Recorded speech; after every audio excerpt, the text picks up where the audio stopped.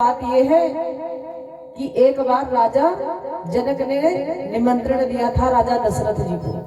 कब दिया था कि एक बार राजा जनक गए थे देवताओं की सभा में, और राजा जनक दिन प्रतिदिन जाया करते थे देवताओं के दरबार में।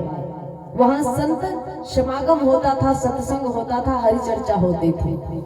तो उस सभा में सारे सप्त ऋषि बैठे, राजा जनक बैठे, इंद्र इत्यादि अप्सराएं बैठी। तो राजा जनक ने और शनि महाराज का शास्त्रार्थ होने लगा, हरि की चर्चा होने लगी। तो राजा जनक ने शनि महाराज को पछेड़ दिया, हरा दिया राजा जनक ने शनि महाराज को। जब राजा जनक शास्त्रार्थ में जीत गए तो इंद्र देवता ने राजा जनक का सम्मान किया, पुष्पों के हार पहनाए गए, बड़ा स्वागत सम्मान हुआ राजा का। अब भैया शनि महाराज से देखा नहीं गया।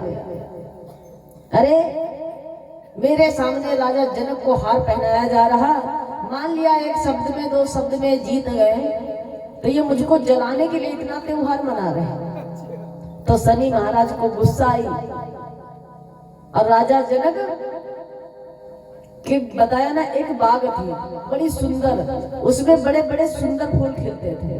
तो राजा जनक देवताओं के दरबार में वही बाग से रोज पुष्प ले जाया करते थे। तो शनि ने सोचा हो ना हो, हमको लग रहा है कि राजा के फूल में ही कमाल है कि राजा रोज फूल देवताओं को देने जाते हैं। तो राजा जनक से क्रोधित हो गए शनि महाराज, अरे वो राजन, मैं तुमसे बदला अवश्य लूंगा, तुमने मुझको अपमानित करवा दिया है भरी सभा में, तो चिंता मत करो। शनि उस सभा से उठ करके राजा जनक के उस बाग में पहुंचे, जिस बाग में नए नए फूल खिलते थे, वो कभी नहीं मुरझाते थे, और उस बाग में अप्सराएं आया करती थी, नृत्य किया करती थी।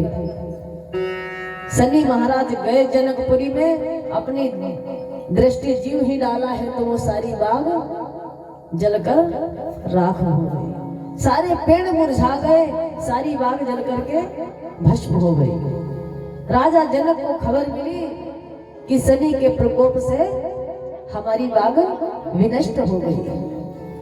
तो राजा जनक बड़ा चिंतित हुए। तो कहां पहुंचे राजा जनक? कथा समझ के सुनिएगा, बड़ी विचित्र कथा है। तो राजा जनक आज अपने गुरुवर के पास पहुंचे। यज्ञवल्क्य जी महाराज के पास पहुंचे, कहा गुरुवर बात यह है कि हमारी बाग जल करके राख हो गई, तो कोई उपाय बता दो। हमारी बाग जैसी थी वैसे कम होगी। तो यज्ञवल्क्य जी ने बताया, राजन एक उपाय इसका है, अगर हो सके तो राजा ने कहा बताओ गुरुवर कौन सा उपाय? कार्य शनि के प्रभाव से तुम्हारी बाग जल गई है, तो इसका प्रभाव यह है कि अगर कोई सत्यवादी अगर राजा आ जाए, कोई सत्यवादी व्यक्ति आ जाए और कच्ची मिट्टी का घड़ा में कच्चा सूत गले में बांध करके और कुएं से जल निकाल कर अगर बाग में छींटा कर दे तो बाग ज्यों की त्यों हरी हो जाएगी। लेकिन फर्क यह है वो सत्यवादी हो, अगर वो छींटा मार देगा तो निश्चय ही ये बाग ज्यों की त्यों हो जाएगी। और एक जगह तो पढ़ने में ये आया है कि कहा है कि अगर कोई पतिव्रता नारी आकर के जल की छींटा मार दे, उसी कच्चे मिट्टी के घड़े में कच्चा सूत गले में लपेट करके कुएं से जल भर करके बाग में छींटे मार दे तो बाग हरी हो जाएगी। तो ऐसा भी भाव आया है। तो इसलिए आज राजा जनक देश देश के राजाओं को निमंत्रण भेज रहे हैं कि कोई राजा के राज्य में अगर कोई ऐसा व्यक्ति हो जो आकर के जल की छींटा मार दे और हमारा बगीचा हरा भरा हो जाए। तो राजा दशरथ के पास निमंत्रण भेजे राजा जनक जी ने। राजा दशरथ को जैसे ही निमंत्रण मिला तो उस चिट्ठी में राजा पढ़ रहे हैं, क्या लिखा है चिट्ठी में? इतनी जगह के राजा आ चुके हैं, देश देश के राजा आ चुके हैं, सब परास्त हो चुके हैं, यानी सबकी तपस्या विफल हो चुकी, सब अपना प्रयास कर चुके हैं, जल की छींटा मार चुके हैं, लेकिन बात क्या है, अब जल आए तभी तो। जैसे उस कच्चे मिट्टी के घड़े में वो सूत बांधते हैं और कुएं में डुबोते हैं, तो अब मिट्टी तो पिघल जाएगी महाराज, जल में डुबोगे तुरंत पिघलेगी, वो तुरंत उसी कुएं में गिर जाता था। तो राजा के पास लिस्ट पहुंची कि देश देश के राजा उस बाघ को नहीं हरा कर पाए, देश देश के राजा उस कुएं से जल भर के नहीं निकाल पाए। तो राजा दशरथ को चिंता हो गई, ऐसा ना हो कि अरे हम जाएं और हमारे तपस्या में अगर कोई कमी हुई और हम जल निकालने लगे, मान लिया लोटा उसमें पिघल गया, जल ना निकला, तो हमारा नाम अभी है चक्रवर्ती। और चक्रवर्ती माने जहां से सूर्य उदय होता है, जहां अस्त होता है, वहां तक की राजा की राज्य थी, राजा दशरथ जी की, इसलिए नाम पड़ा था राजा दशरथ का नाम राजा चक्रवर्ती। तो राजा आज बड़ा सोच में पड़ गए हैं, अरे निमंत्रण तो आ गया है, इसकी चिंता नहीं है, लेकिन इसके नीचे जो मोटे मोटे शब्दों में लिखा है, ये राजा हार चुके हैं, और कहीं मैं भी ना हरा कर पाया तो मेरा भी नाम इसी लिस्ट में आ जाएगा। तो राजा आज बड़ा दुखी हो गए, बड़ा निराश हो गए, निराश होकर के जाकर के अपने भवन में चुपचाप सो गए। मैया कौशल्या पूछी, स्वामी क्या बात है, आपको चिंतित दिख रहे हैं? राजा ने नहीं बताया। मैया रोज भोजन ले जाती थी राजा दशरथ के पास, तो राजा दशरथ उस थाली को उठा करके ढक के रख देते थे। कौशल्या को नहीं मालूम हुआ कि राजा भोजन कर रहे हैं कि नहीं कर रहे हैं। आज राजा को कई दिन हो गए भोजन नहीं किए, 15 दिन व्यतीत हो गए, 17 दिन व्यतीत हो गए। अब खबर दरबार में फैल गई, राजा कुछ चिंतित है, राजा बाहर नहीं निकल रहे हैं। तो राजा का एक नौकर था, उस नौकर को खबर मिली कि राजा को कोई विशेष बात है, जो बात मैया कौशल्या के गई सुमित्रा कोई नहीं जानता। तो वो दरबारी, वो नौकर जाकर के हाथ जोड़ करके उस सभा में पहुंचा, उस द्वारपाल से कहा जाकर के राजा से कह दो कि मैं उनका नौकर आया हूं। अरे उनकी चाकरी करने वाला, राजा के महल में रोज झाड़ू लगाने वाला, राजा की विशेष सेवा करने वाला मैं नौकर आया हूं। वो खबर राजा दशरथ के पास पहुंची, महाराज आपका एक भक्त आया है, आपका नौकर है, जो आपकी दिन प्रतिदिन सेवा करता है, वो आपसे मिलना चाहता है। तो राजा ने फिर उस नौकर को बुलवाया, क्या बात है भैया? महाराज मैंने सुना है कि आप कुछ चिंतित नजर आ रहे हैं, क्या कारण है, आपकी परेशानी का कारण क्या है? तो राजा ने बहुत कुछ छुपाया, ऐसी कोई बात नहीं है। तो नौकर बताता है, महाराज आपने आज 17 दिन से भोजन नहीं किया। तो राजा का दिमाग सनका कि वास्तव में मैंने 17 दिन से भोजन नहीं किया, और ये भोजन की बात मेरी पत्नी कौशल्या को भी नहीं मालूम है, और इस मेरे नौकर को कैसे पता कि मैंने 17 दिन से भोजन नहीं किया? तो राजा सनके पूछा है उस मंत्री, उस नौकर से, अरे तुमको कैसे पता मैंने 17 दिन से भोजन नहीं किया? नौकर बोला छाती ठोक के, महाराज मैं आपका पक्का सेवक हूँ, कच्चा नहीं हूँ, मैंने जीवन पर्यंत आपकी सेवा की है। मेरे माता पिता आपकी सेवा करते करते वृद्धावस्था को प्राप्त हो गए, और आप जब भोजन करते थे ना, तो आपकी थाली का जो भोजन बचता था वो मेरी माँ करती थी, वो मेरे पिता करते थे, उसको खा खा करके मेरे माता पिता की जीविका चलती थी। और वही मेरे माता पिता ने मुझे शिक्षा दिया था कि राजा की थाली में जो भोजन बच जाए उसी को करना, अलग से भोजन नहीं करना। तो महाराज मुझे पता है कि 17 दिन से मुझे भोजन नहीं मिला, अगर आपने भोजन किया होता तो थाली मुझको नहीं मिलती। तो महाराज 17 दिन से आपने भोजन नहीं किया तो मैंने भी भोजन नहीं किया। क्यों? क्योंकि आपकी थाली में जो आपकी जूठन रह जाती थी ना, उसी को मैं खाता था, उसी से मैं अपने पेट को पालता हूँ। महाराज मैं आपकी वेदना को समझता हूँ, कहिए क्या बात है?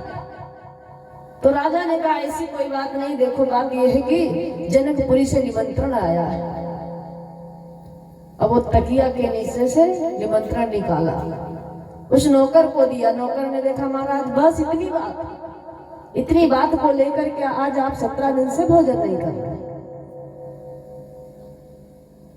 नौकर ने कहा महाराज आपका नौकर हूं, अगर आपका आदेश हो जाए तो मैं चाहूंगा कि जनकपुरी में मुझको भेज दिया जाए, मैं आपका नौकर हूं ना।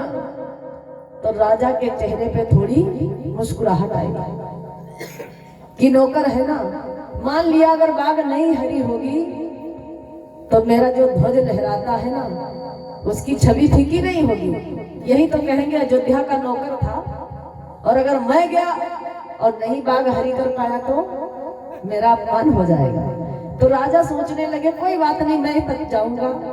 तो फिर हाथ जोड़ता विनती करता, नहीं राजन, आपके नौकर के होते हुए आप क्यों जाएंगे, आदेश दीजिए मैं जाऊंगा। तो राजा जनक जी ने उस नौकर को आदेश दे दिया। बोल गोविंद भगवान की। कोई भक्त सो तो नहीं रहा, नहीं सुन रहे, सो रहे, बड़े मन से कथा सुन रहे हैं, बड़े अच्छे भक्त हैं, बड़े भाव से सब पे नजर जा रही, हम देख रहे हैं, पीछे तक हमारे भक्त आराम से सुन रहे हैं। वो तो बाल गोपाल है, उनको सोने दो, उनको सब माफ। तो आज राजा दशरथ का वो नौकर पहुंचा है कहाँ? राजा जनक के नगर में। जाकर के दरबार में राजा जनक के पहुंच गया, कहा रे संतरी मंत्री, जाकर के राजा जनक से कह दो कि अयोध्या से महाराज दशरथ जी का नौकर आया हुआ है। अब वो संतरी मंत्री ने पहनाव देखा तो समझा हमको लग रहा है राजा दशरथ ही आए होंगे, तो बड़ा विनती के साथ में पेश हो रहे हैं। अब जाकर के उस मंत्री ने बताया महाराज हमको लग रहा है कि महाराज दशरथ आए हुए। इतना अच्छा पहनावा था उस नौकर का। अब महाराज कहता है नौकर है, तो राजा दशरथ उधर से अगवानी में चले, अरे राजा दशरथ आए हुए, उनकी सेवा करना है, अरे उनका मान सम्मान करना है। एक राजा चक्रवर्ती राजा आए हुए। जैसे उस व्यक्ति ने देखा रे राजा तो ताज के साथ में आ रहे हैं, हमारी सेवा में आ रहे हैं, तो उस नौकर ने डांट कर बात किया, अरे क्या समझते हो हमारे राजा कोई कमजोर नहीं, अरे हम राजा दशरथ नहीं हैं, हम राजा दशरथ के नौकर हैं, बताओ कौन सा काम करना है। उसको तो कहते हैं ना, निर्मल मन जन सो मोहि पावा, मोहि कपट छल छिद्र न भावा। भारी आवाज में उसने आवाज दिया गर्जना करते हुए, बताओ कौन सा कार्य करना है। राजा जनक जी पहुंचे, अरे बेटा इतना गुस्सा काहे करते हो, कहाँ है महाराज दशरथ? अरे हमारे महाराज ने कहा जाओ, छोटा सा काम है तो महाराज की क्या आवश्यकता है, जब हम कर सकते हैं तो राजा की हमारी आवश्यकता नहीं, बताओ कौन सा काम। तो राजा जनक जी ने पूरा हाल बताया। कालाव सूत कहाँ है? और सूत आप सभी जानते हैं,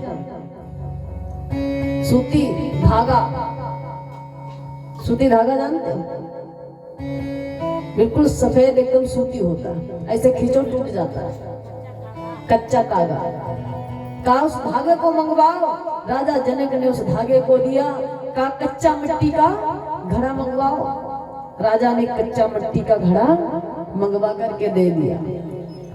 उस घड़े के कंठ में उस धागे को लपेटा और जा करके उस कुएं में डुबकी लगा करके जल को निकाला, पूरी बाग में छींटा मार दिया, बाग ज्यों की त्यों हरी हो गई। बोल गोविंद भगवान की, बोले राघवेंद्र सरकार की। जैसे ही वो बाग हरी भरी हो गई, क्या हुआ, राजा जनक जी के पैरों से पृथ्वी मानो खिसक गई। अब वो धोबी था जात का, जो नौकर था ना वो जात का धोबी था। तो इसलिए राजा दशरथ जनक जी को चिंता लग गई।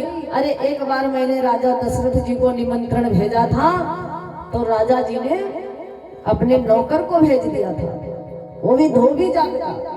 और ऐसा ना हो आज मैं सीता के लिए वर के लिए निमंत्रण भेजूं और फिर वो कोई धोबी भेज देंगे तब क्या होगा। अरे हमारी बेटी जानकी और उसको कहीं कोई धोबी आकर के वर्ण ना कर दे, इस धनुहा को ना तोड़ दे। तो इसलिए राजा जनक जी ने राजा दशरथ जी को निमंत्रण नहीं दिया था। कथा समझ में आई? तो ताली क्यों नहीं बजाई? बोल गोविंद भगवान की, बोलिए सच्चे दरबार की, बोलिए भक्त और भगवान की जय जय श्री राधे।